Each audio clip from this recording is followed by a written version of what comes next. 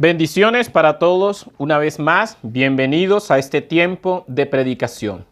Hoy les quiero hablar de una cadena de la vida que es realmente muy importante. Mira, para la mayoría de los procesos importantes de la vida y de las relaciones humanas, casi todas estas cosas importantes para todo lo que tiene que ver con la vida, con el sustento de la vida, con el desarrollo de la vida, casi siempre las cosas se dan en cadena, casi todo se da en cadena. Te quiero dar un ejemplo muy concreto. La alimentación, para que nosotros podamos disfrutar de los alimentos que nos gustan tanto colocar a nuestra mesa, en nuestra mesa y disfrutar de ellos, se necesita todo un proceso en cadena.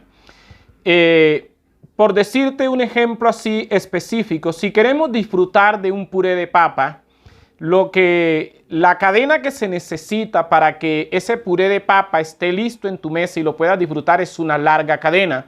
Comienza con una persona en el campo que se dedica a cultivar la papa, la siembra, la cuida el cultivo, y cuando el cultivo ha dado los resultados esperados, entonces el agricultor se dedica a la cosecha, ¿no? Recolecta toda la cosecha. Pero además de eso, para que pueda llegar a nuestra mesa, se necesitan otras personas en cadena con responsabilidades muy concretas y responsabilidades en sí, ¿no? Responsabilidades muy serias. Por ejemplo, se necesita una persona que transporte la papa desde el lugar de cultivo hasta las poblaciones más cercanas al campo.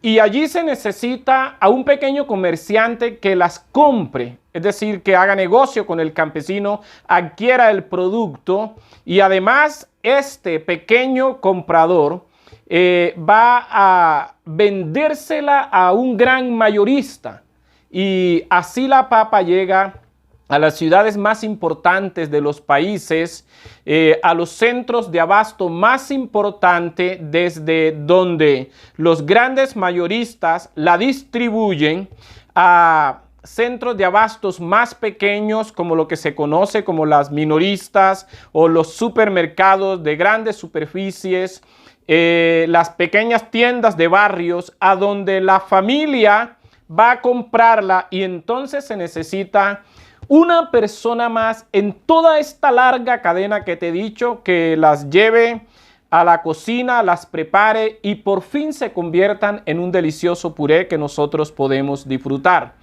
Si has mirado este ejemplo cuidadosamente, te das cuenta que se necesita un agricultor, se necesita un pequeño comerciante en una población, se necesita el gran comerciante, el mayorista en las más importantes ciudades.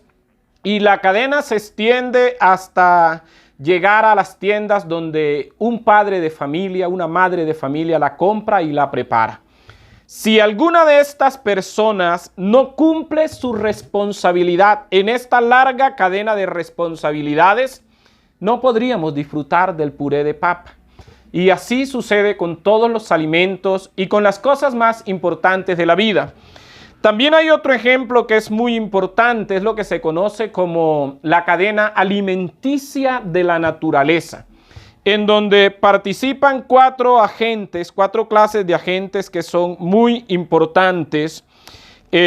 Por ejemplo, participan lo que son los productores. Los productores son organismos vivos como las plantas, por ejemplo, que extraen del suelo sustancias simples, a la vez complejas, pero suficiente para la planta para preparar su alimento. Utilizan el agua, utilizan el sol también, que les viene de arriba, los nutrientes que hay en el suelo, y así las plantas preparan su alimento.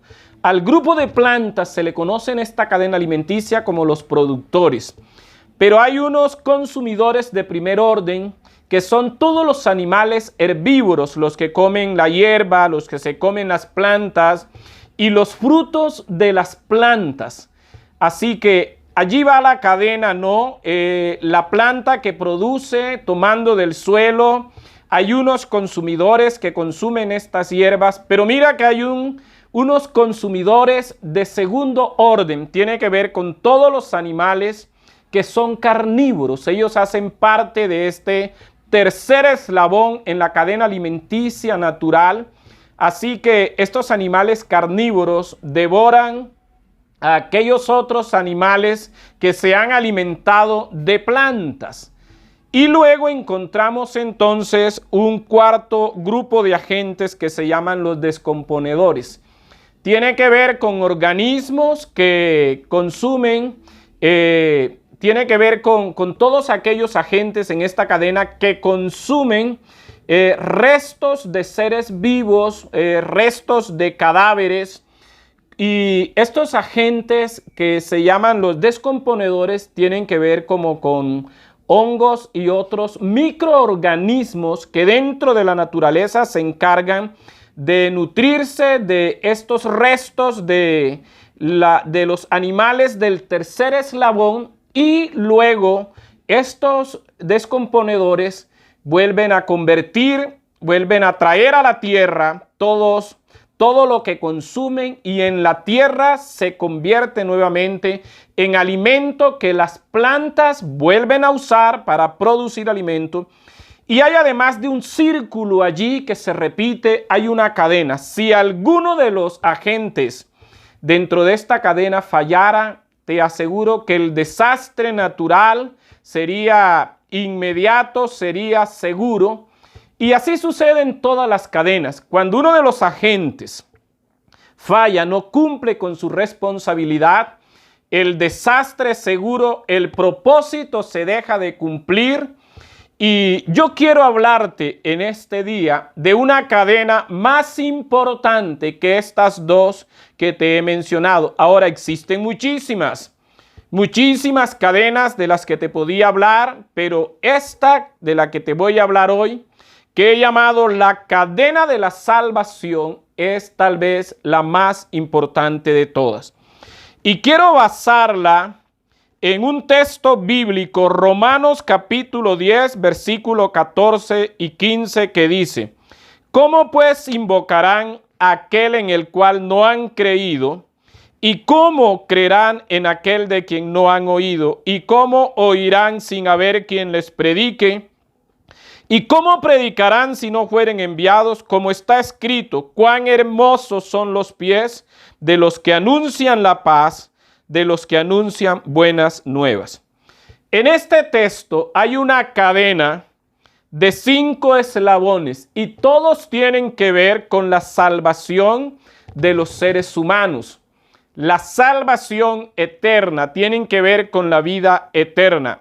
Escucha cuáles son estos 5 eslabones. Primero, todos los que invocan a Jesucristo. Segundo, los que creen en Jesucristo. Tercero, los que han escuchado de Jesucristo. Cuarto, los que son enviados a predicar a Jesucristo. Y quinto, los que envían a otros a predicar a Jesucristo.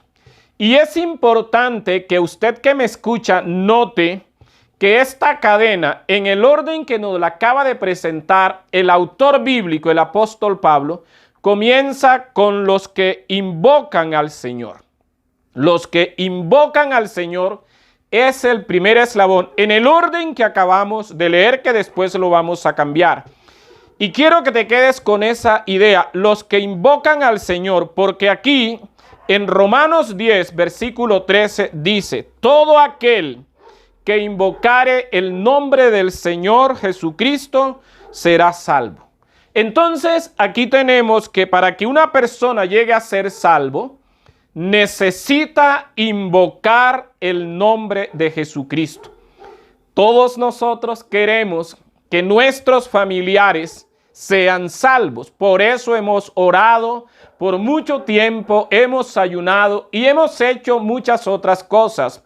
Y sé que el deseo más ardiente que hay en tu corazón es que tus hijos, tus familiares, el entorno más inmediato sean salvos. Bueno, la Biblia dice que para que sean salvos deben invocar el nombre del Señor Jesucristo. Invocar, la palabra invocar que aquí encontramos, literalmente significa llamar a alguien para que se ponga sobre nosotros, tomando el control de nuestra vida y de esa manera nos ayude con las circunstancias si son adversas, liberándonos de ellas, salvándonos de ellas, nos auxilie en estas circunstancias difíciles, nos socorra, nos ayude. ¿Cierto? Entonces, si aplicamos esto a lo que es invocar a Dios es el acto de llamarlo para que esté sobre nosotros y sobre nuestras circunstancias, nos salve principalmente del pecado o de las circunstancias si son desfavorables o nos mantenga en ellas si no son favorables, ¿cierto? Y uno puede notar aquí en el capítulo 10 de Romanos que invocar a Dios tiene dos grandes promesas. La primera promesa está en el versículo 12. Lee conmigo este versículo 12, porque no hay distinción entre judío y griego, pues el mismo Señor es Señor de todos, abundando en riquezas para todos los que le invocan. Abundando en riqueza para todos los que le invocan.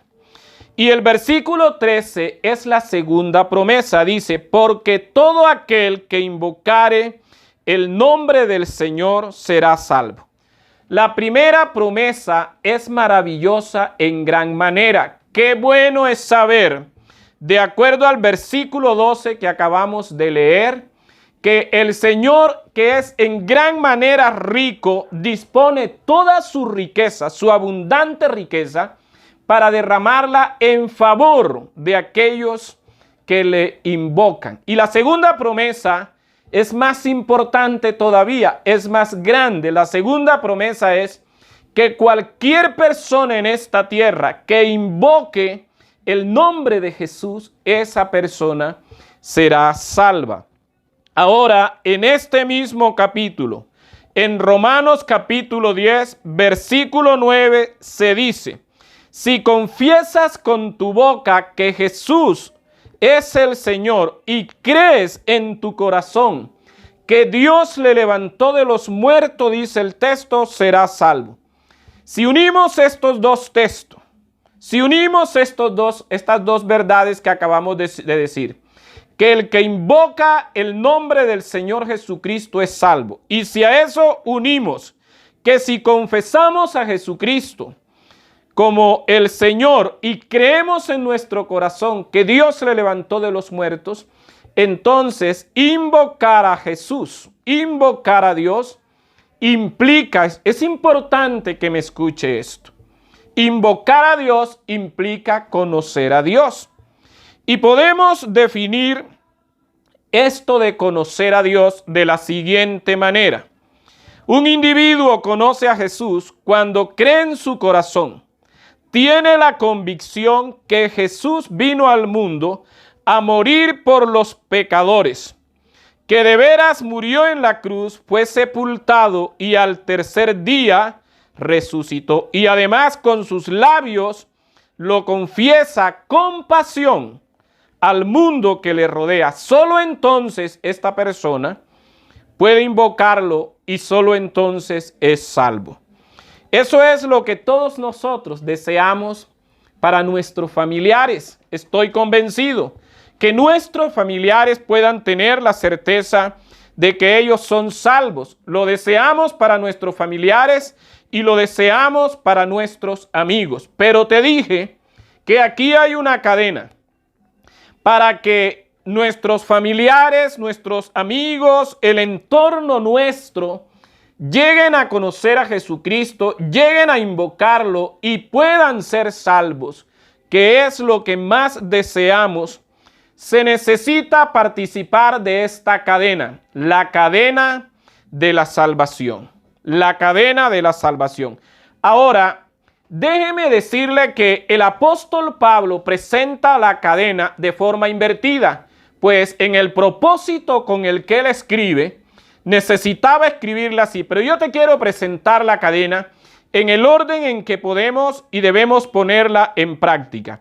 La cadena quedaría así, la cadena de la salvación quedaría así. Los que envían a predicar los que son enviados a predicar, los que escuchan la predicación, los que creen a lo que se les ha predicado y los que le invocan y son salvos. Y quiero hablarte de cada uno de estos agentes que participan en la cadena de la salvación. Los primeros entonces son los que envían a predicar. ¿Quiénes son los que envían a predicar? Bueno, principalmente quien nos ha enviado a todos los creyentes a predicar se llama Jesucristo. La Biblia dice aquí, ¿y cómo predicarán si no fueren enviados? El primero que nos envía a predicar se llama Jesucristo. Marcos 16, versículo 15 dice, y les dijo Jesús, id por todo el mundo y predicad el evangelio a toda criatura. El que creyere y fuere bautizado será salvo, mas el que no creyere será condenado. Hay algunos que han pensado que este mandato de ir a predicar a toda criatura fue exclusivamente para los apóstoles. No es solo para los apóstoles. El libro de los Hechos nos muestra que todos los que entendieron esta verdad predicaron. Entonces no predicaron solo los apóstoles. Este mandato es para todos los que crean en Jesucristo como el Salvador de sus vidas. Así que este mandato es para usted y para mí. Debemos predicarle a toda criatura. ¿Por qué? Porque hay uno que nos envía. ¿Quién es el que nos envía? Jesucristo. Y Él sí que es claro en enviarnos. Y sí que debemos cumplir porque Él nos envía. A ti no te ha enviado solo el pastor, no te ha enviado solo el líder. Aunque también los pastores y los líderes, cuando predicamos sobre esta verdad de que hemos sido enviados, te estamos enviando. La iglesia envía, y la iglesia envía cuando te delega un grupo familiar. La iglesia te envía a predicar cuando te delega un ministerio en el cual debes enseñar la palabra. La iglesia te envía cuando te dice que eres responsable de predicar el evangelio, de enseñarlo en tu hogar. ¿Quiénes se envían entonces? En primer lugar, envía Jesús. En segundo lugar, la iglesia a través de los pastores y a través de los líderes. Así que, mis amados hermanos, no nos hagamos que no hemos sido enviados. Por supuesto que hemos sido enviados. No viva como si no hubiese sido enviado. Cristo le ha enviado a usted a predicar. Y le podría señalar otro grupo de textos que son importantes, como Mateo capítulo 28, versículo 19, que dice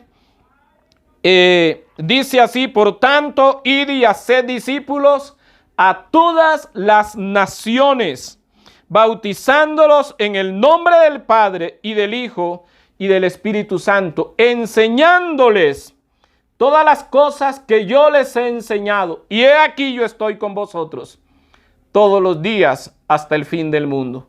Muchos creyentes aman esa última parte. He aquí yo estoy con ustedes, dijo Jesús, hasta el fin del mundo. Si amas esa parte y la tomas para ti como una promesa, la primera parte también es para ti.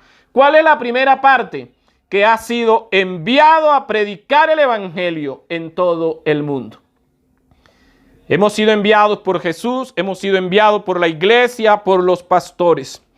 Ese es el primer eslabón, los que envían. El segundo eslabón de esta cadena de salvación son los que son enviados a predicar. Ya no son los que envían a otros, ahora son los que son enviados a predicar. Dice el verso 15 de Romanos 10, ¿y cómo predicarán si no fueren enviados? Todos los cristianos, otra vez, hemos sido enviados a predicar. Les voy a citar dos versículos conocidísimos. El primero es Hechos capítulo 1. versículo 8. Y te lo quiero leer en la Nueva Traducción Viviente. Pero recibiréis poder cuando el Espíritu Santo venga sobre vosotros, y me seréis testigos en Jerusalén, en toda Judea y Samaria, y hasta los confines de la tierra. Una de las funciones del Espíritu Santo es habilitar a los creyentes, porque sabe que han sido enviados a predicar. Una de sus funciones es habilitarlos para predicar.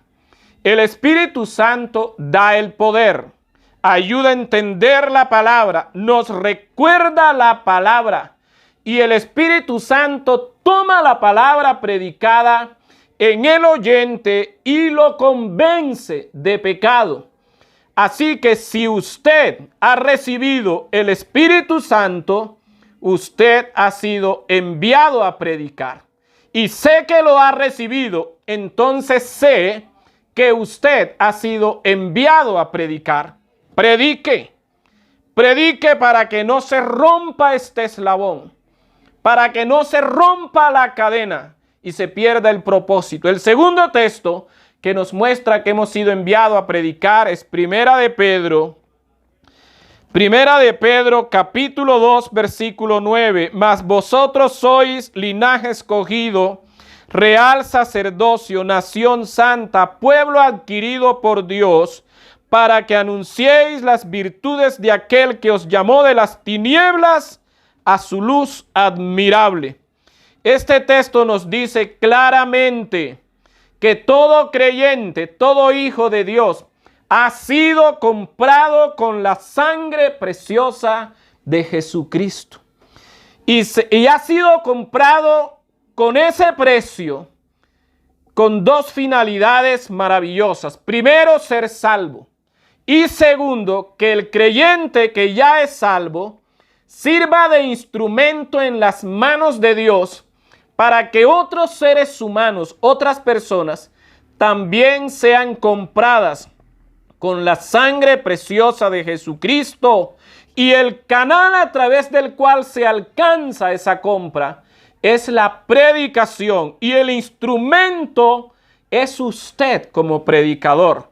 Acepte que ha sido enviado por Jesucristo y que ha sido enviado por la iglesia y predique.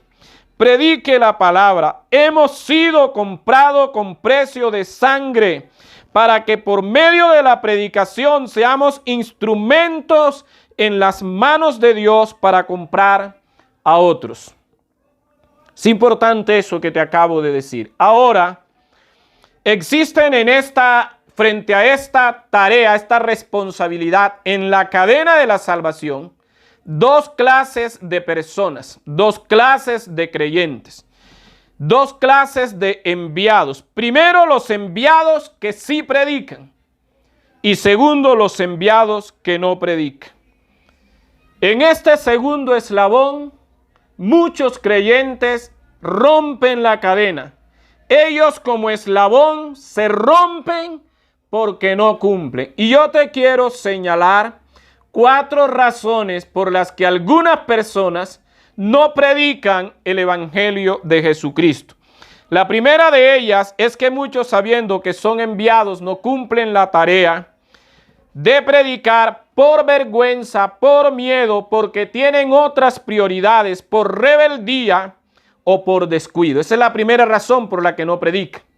La segunda razón por la que no predican: muchos predican pero no el evangelio. Escúcheme esto. Muchos predican pero no el evangelio. Y aquí se rompe la cadena. Predican de superación personal, predican de psicología, predican de filosofía, predican de política, predican de métodos de crecimiento numéricos tomados el espacio del ambiente secular, pero no predican el evangelio. Y esa es otra razón por la que la cadena en este eslabón se rompe. Y otros predican un evangelio mutilado, es decir, predican lo que la gente quiere escuchar, no lo que necesita. Entonces predican del amor, predican del perdón, predican de la prosperidad que viene cuando somos fieles a la palabra, pero se les olvida predicar del pecado, de las consecuencias del pecado, de la importancia de la disciplina, de la importancia del compromiso y del servicio en la iglesia. Se olvidan de predicar de una vida de santidad y de pureza. Mutilan el evangelio. Eso no es predicar el evangelio. Eso no es cumplir con el mandato que se nos ha dado, con esto de haber sido enviado. Y otros no predican simplemente porque no conocen el evangelio. Y no lo conocen porque no estudian la Biblia. Y además de que no estudian la Biblia, no prestan atención a las enseñanzas que se les entrega. No las guardan en su corazón para entregarla a otros. Pero hay otros que sí predican, amados hermanos, que son enviados a predicar y de veras lo hacen. Si esto haces, si tú lo haces de esa manera, te aseguro que verás todo tu entorno, tu familia, tus amigos, tus colegas convertirse. Si les hablas del Señor, les verás convertirse. Y yo te animo a que prediques a tu familia. No basta solo con orar. Podemos gastarnos la vida orando para que se conviertan los nuestros. Y es importante orar. No te estoy diciendo que no ores. Te estoy diciendo que debes orar con perseverancia. Pero que además, si quieres que los tuyos se conviertan, debes predicarles la palabra. Debes predicarles. Si solo oras, vas a tener muy pocos resultados. Pero si además de orar les predicas, los resultados serán maravillosos, numerosos. Y te invito a que lo hagas. No te estoy diciendo que te vuelvas fastidioso repitiendo la Biblia 24 horas al día, pero lo que Dios sí te dice es que no pase un día donde usted no le diga de una manera contundente y concreta en un minuto, en un par de minutos, a los suyos el Evangelio de Jesucristo. Mis amados hermanos y amigos, prediquemos porque hemos sido llamados a eso. Y hay un tercer eslabón y son los que escuchan. Y aquí, mis amados hermanos, la responsabilidad empieza a ser compartida en este eslabón. Los que escuchan, es decir, lo que se les predica. Dice, ¿y cómo oirán sin haber quien les predique? Y la única forma de que ellos oigan es que alguien les predique y les predique y les predique. Es que Romanos 10:17 es clave en este texto. Así que la fe es por el oír y el oír por la palabra de Dios. La idea de este texto en su sentido más original es quedaría así. La fe viene por el oír y el oír y el oír y el oír la palabra de Dios. La idea es que para que la gente alcance la fe en Jesucristo, que se necesita para ser salvo, para invocarle y ser salvo, la persona tiene que oír y oír y oír y oír muchas veces la palabra de Dios. Así que entre más prediques, más escucharán. Y dice la Biblia que ella es como espada de doble filo que penetra hasta el alma, hasta las coyunturas, hasta los tuétanos. Predica la palabra, que ella penetrará, por duros que sean los corazones, ella penetrará. Y te decía que la responsabilidad aquí es compartida, porque hay algunos que no escucharán. Ahora, si se les predica todo lo que se les debe predicar, siempre que deben oír, y ellos no atienden, no reciben, ya no se romperá la cadena por nuestra culpa. Ya la responsabilidad, si el eslabón se rompe, no es nuestro, es de la persona que no quiso escuchar, que no quiso prestar atención. Si la fe en Jesucristo Es el resultado de oír una y otra vez el Evangelio. Entonces hagamos que los que nos rodean lo escuchen todas las veces hasta que sea suficiente y salvaremos nuestra responsabilidad. El cuarto eslabón son los que creen el Evangelio. Dice la Biblia, ¿y cómo creerán en aquel de quien no han oído? Aquí la responsabilidad es transferida del predicador al oyente. Ya no es responsabilidad del predicador, ahora es responsabilidad del que escucha. Cierto, los que creen el Evangelio. Amados hermanos, algunos van a creer, otros no van a creer, pero recuerda que la palabra no regresa vacía. Romanos capítulo 10, verso 9 dice, si crees en tu corazón que Dios le levantó de los muertos, serás salvo. Muchos llegarán a creer en su corazón que Jesucristo murió por los pecados de la humanidad, pero que el poder de Dios les levantó de la tumba, le levantó de la tumba. A mis amados hermanos, es responsabilidad del oyente, es responsabilidad del oyente, porque la Biblia ya le ha enseñado que si escucha y vuelve a escuchar, entonces nacerá fe en su corazón. Si no nace fe en su corazón, es tal vez por lo que nos enseña Juan capítulo 3, versículo 17 en adelante, que dice, porque no envió Dios a su Hijo al mundo para condenar al mundo, sino para que el mundo sea salvo por él. El que en él cree no es condenado, pero el que no cree ya ha sido condenado porque no ha creído en el nombre del unigénito Hijo de Dios. Y esta es la condenación, que la luz vino al mundo y los hombres amaron más las tinieblas porque sus obras eran malas. Mi querido oyente, que esta no sea su realidad. Que usted no ame más el mundo que las cosas de Dios. Que usted no ame más al mundo que las cosas de Dios. Porque si amas más el mundo, el pecado, aunque te prediquen 1000 veces, nunca creerás. Nunca creerás. Pero si abres tu corazón a amar las cosas de Dios, la palabra se te convertirá en fe. Creerás en Cristo como el Señor de tu vida. Lo reconocerás como el que murió por tus pecados. Y no solo lo reconocerás, sino que lo recibirás y lo confesarás al mundo. Entonces se completará la cadena de la salvación. Y usted llegará a ser parte de los que le invocan. El quinto eslabón. Concluyo con estas palabras. Mi amado hermano y hermana, a usted que es cristiano, le digo, no sea usted el eslabón roto de la cadena de vida eterna. Cúmplale a Dios y cúmplale a los suyos. Que Dios te bendiga.